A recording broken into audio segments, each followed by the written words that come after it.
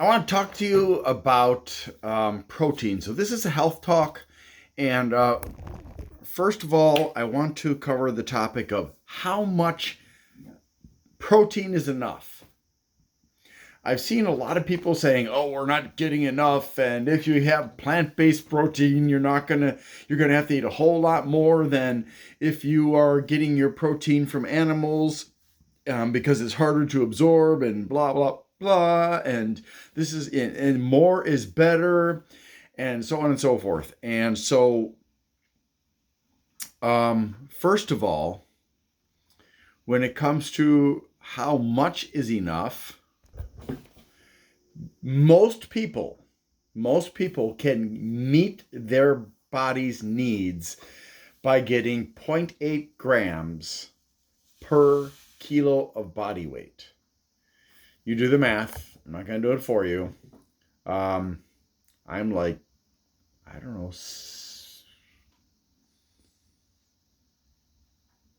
I think I'm about 65,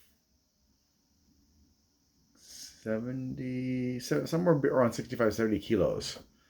So zero point 0.8 grams times,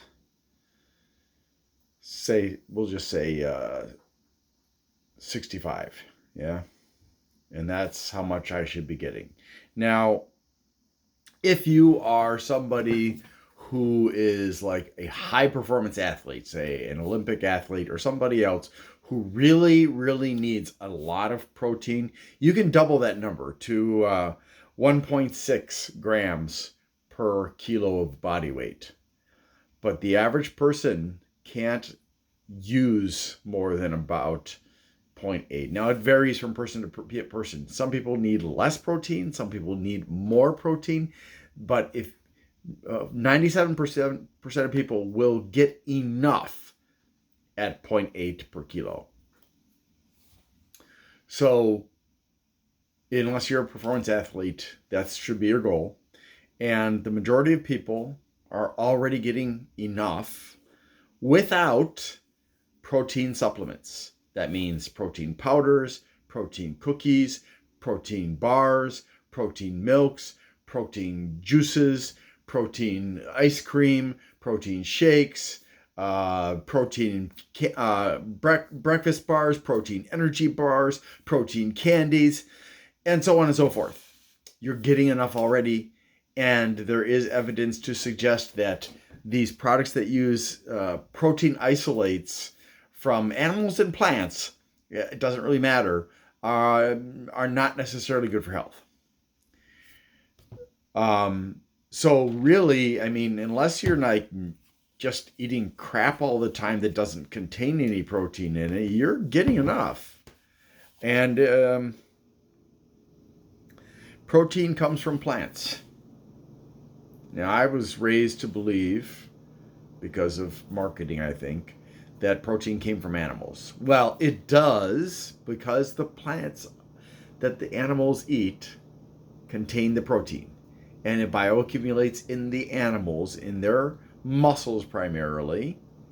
Um, and that's why you can get protein from animals, because there is protein in animals because of the plants that they eat, like grass. So when you switch a cow, for example, from grass to corn, are you impacting the amount of protein that that animal is getting? Yes, you're making it fatter because corn has a lot more sugar than grass, or in the form of starch. So you're going to have a huge amount of fat in the meat compared to a cow raised on grass and hay and straw. Um, you're also going to decrease the nutritional value. And in order to get the same amount of protein, you're going to have to eat more meat because of all the starch and fat that it results from that starch. So, corn-fed cows, yeah, it's cheaper for the ranchers, but it's bad for humans and it's bad for the cows, to be quite honest. And it's bad for the planet. I mean, we eat way too many animals. We eat billions of animals a year. Well, not me. I mean, I only eat fish and occasionally maybe shrimp or something. But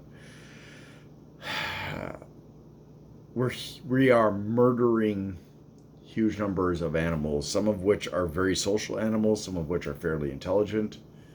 And it's just, in terms of the psychological impact on some of those animals, it's huge.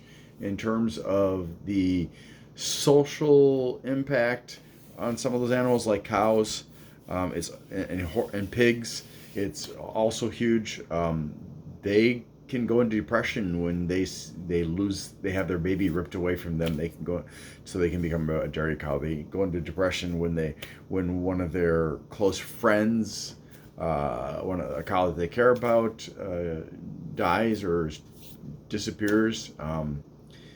These animals do have feelings, and for the longest time, scientists tried to deny that, but they were idiots, and now we know better. Anyways, I digress. It's not about this.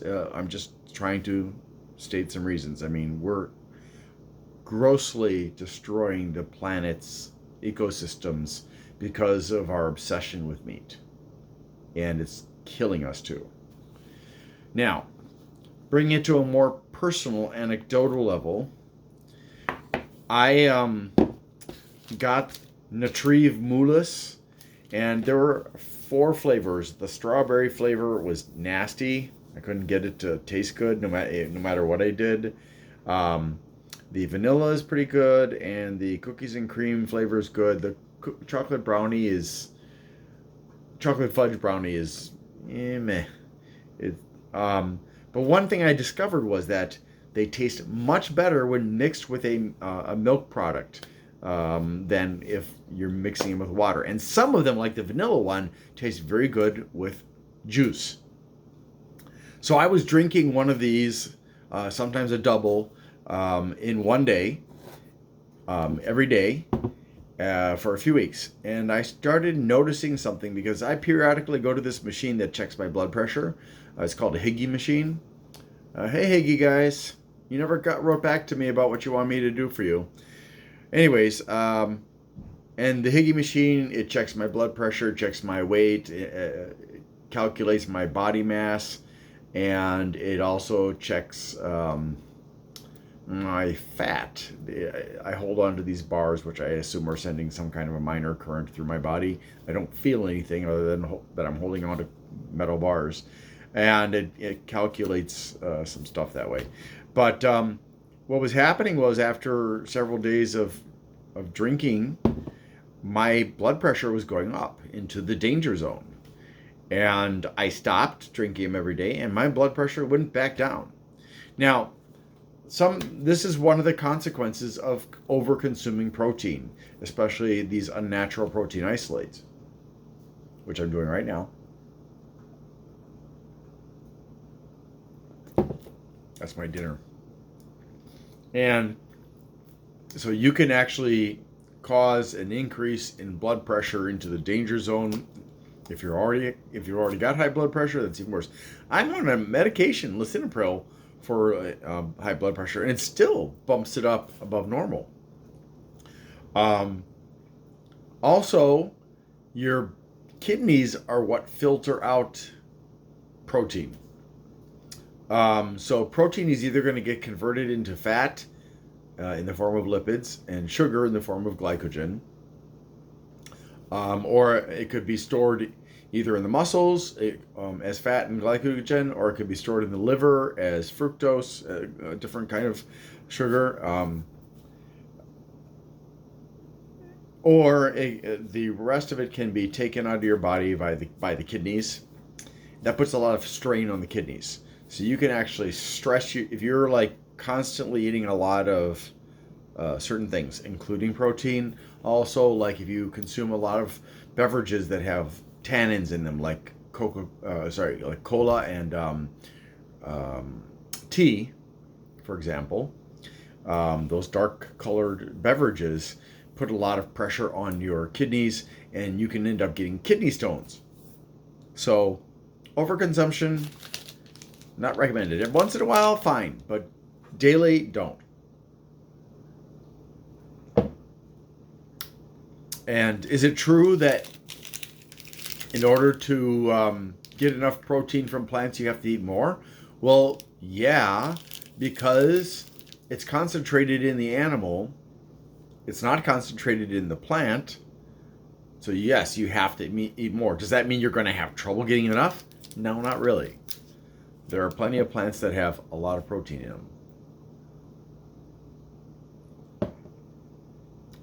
So you don't have to waste your money on all these protein supplements unless your doctor has prescribed that for you. Sorry, protein industry. Stop selling us stuff we don't actually need. Thank you. Thanks for watching this health talk, and I hope you have a great day.